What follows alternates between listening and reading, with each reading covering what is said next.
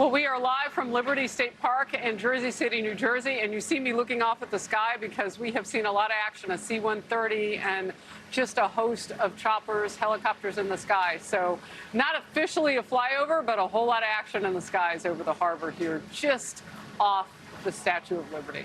Well, the celebration for America's 250th birthday is just beginning. And over the next 3 days, we will be celebrating all things America from one of the most iconic locations in the nation. Stay with us as we bring you all of the excitement.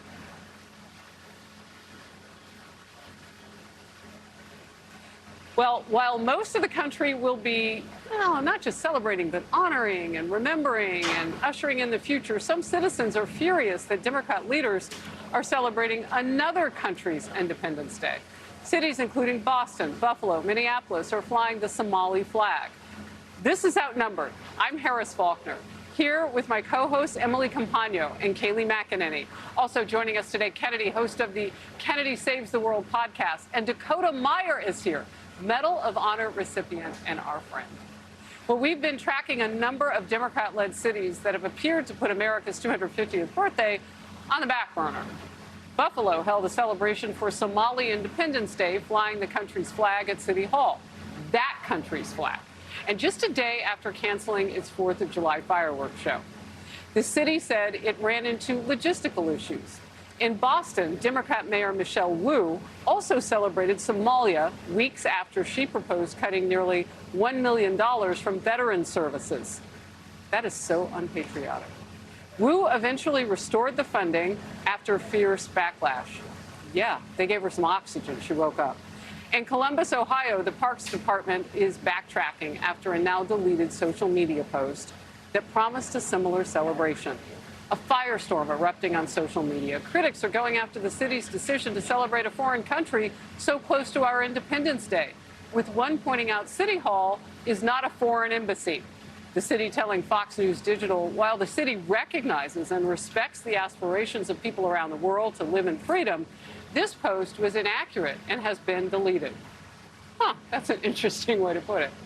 Meanwhile, San Diego County is facing backlash for a July 4th celebration that includes a land acknowledgement, a tribal invocation, the Black National Anthem, and stories from what the county calls historically underserved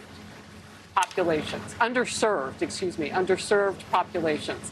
One local official posted the county's agenda and proposed an alternate celebration, quote, 1, acknowledge America and its greatness. 2, celebrate with fireworks and the American national anthem.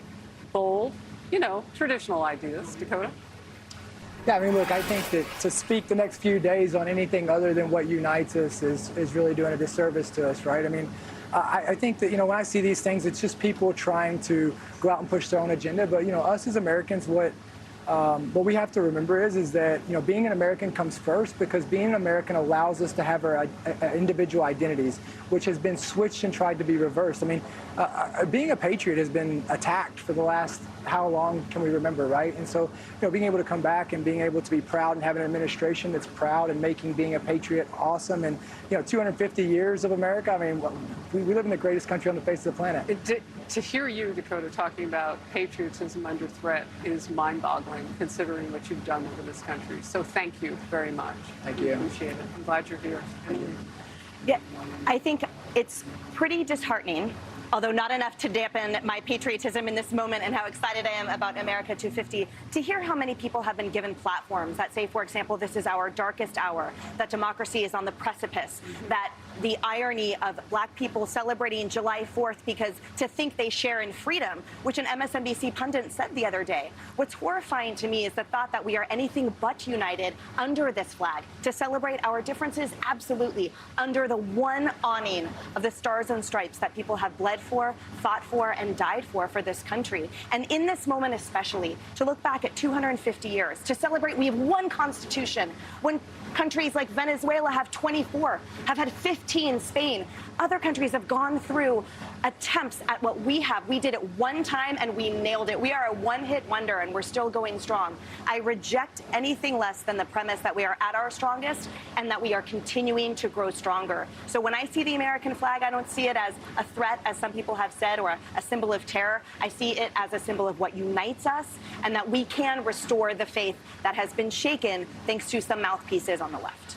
Look, I was too young to remember, but my mom told me, Kennedy, when my dad came back from his second tour in Vietnam and saw so much more destruction and death, and it was tough for this nation, and came home to so much hate, people against the war. And look, that's politics. But what he said to her was, when I saw that American flag on our own soil, he said, I became a renewed person again. I had so much more hope. I knew that what was behind me had only birthed what's in front of us now. This is home. That's what that flag and made him forged him into an incredible man and an incredible father. And what a patriot, and to give you that gift. And, you know, for those of us who honor our country and love it, and we're stoked for the 4th of July, like, that's still something you can give your kids. You don't have to let people on the left who are trying to take that away by force dictate how you celebrate with your family, because it's a very personal thing. And I echo what Dakota said. You know, people, they can have differences of opinion in this country, and that's why the freedom of speech is codified in the First Amendment. You know, that is also sacred. But for those of us who do want to celebrate, don't take that away from us with these flimsy excuses. When my family came over here, when my mom and her brothers and my grandparents came over on a boat from Romania, do you think they looked at the Statue of Liberty and went, all right, now you can raise the Romanian flag? It's like, last I checked, Somalia isn't exactly a bastion of freedom that requires celebration, but our 250th anniversary, that certainly is. And for all those people for whom the Statue of Liberty is a beacon of hope, she is still there. That hope still exists, those American ideals. And that's what I'm celebrating. I'm glad we're talking about this on Thursday, because people in Buffalo, in San Diego, in Boston, if your local government is taking those celebrations away from you, there's plenty of time to get in the car and go find some people like us who want to party with you. Yeah, we're down for that. Yeah, you know, making this personal, as we all have, my son woke up today and he put on his America 250 pajamas. You know, he's such a sweet little 3-year-old. My daughter today, we put on her American flag shirt. It's like rhinestones, it's jeweled out, it's so cute. We were saving it for 4th of July, and I said, no, this year we get to celebrate early. And there were some stories shared on this couch over the last few months of people who were blessed enough to be young when America turned 200. And it made me realize yesterday, I was riding an elevator with my kids, I need to tell them that this is important, because I want this to be a standout memory the way it has been for the people on this couch who have shared America 200. So I said to my daughter, Blake, I'm like, do you understand America 250? This is a big deal. She's like, why is it a big deal? I'm like, our country's 250 years old. And I said, do you know what's next? She goes, America 260s next year. I go, no, 251. But I know you're sick. Well, she wasn't wrong. It's like next. But I was like, you need to remember this, because I want her to remember when we celebrate Saturday, it is more than the hamburgers we grill. It is more than the fireworks. We come from the greatest country on earth. And when I think about what does this mean, it means generations. It means my grandparents who were missionaries and passed down faith through generations. And I now see that in my daughter, my great-grandparents. I think about my dad's mom, who was a single mom, and despite having nothing, raised 2 young boys who became business owners. They had nothing. They came from nothing. This is America, and we pass this down through generations. And when I see places raising the Somali flag, it's not just sad, I find it insulting, because America 250 began this year with a young kid named Nick Shirley and a video camera, and we learned taxpayer money was flowing overseas to Somalia.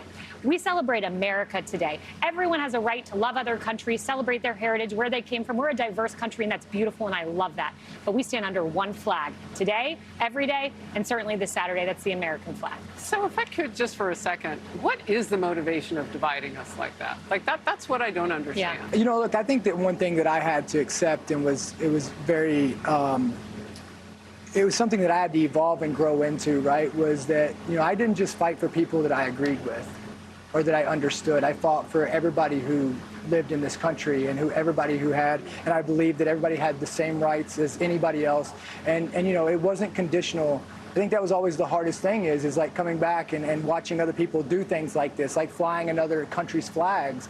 But understand, like, that's what we fought for. Like, that is truly the example that we are getting it right and that freedom is still alive, is because you're able to believe what you want to, pray to the God that you want to. You're able to come here and still believe the way you want to. But understand this, it's only because you live in this country. There's other countries that you couldn't go against that. You couldn't have freedom of speech. And it's only because we are a great country and we are continuing to get it right. And I think that we all need to remember that. And I think, look, divide and conquer, right? If you keep us divided, we are the weakest that you can be. And understand, I don't believe for one second that this division and this attack on patriotism is anything other than a link back to our enemies dividing us.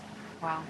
Man, when you talk about fighting for this country, no matter what the people who put you there believe, right? Those voters put those people in office who put you someplace, right? That leadership.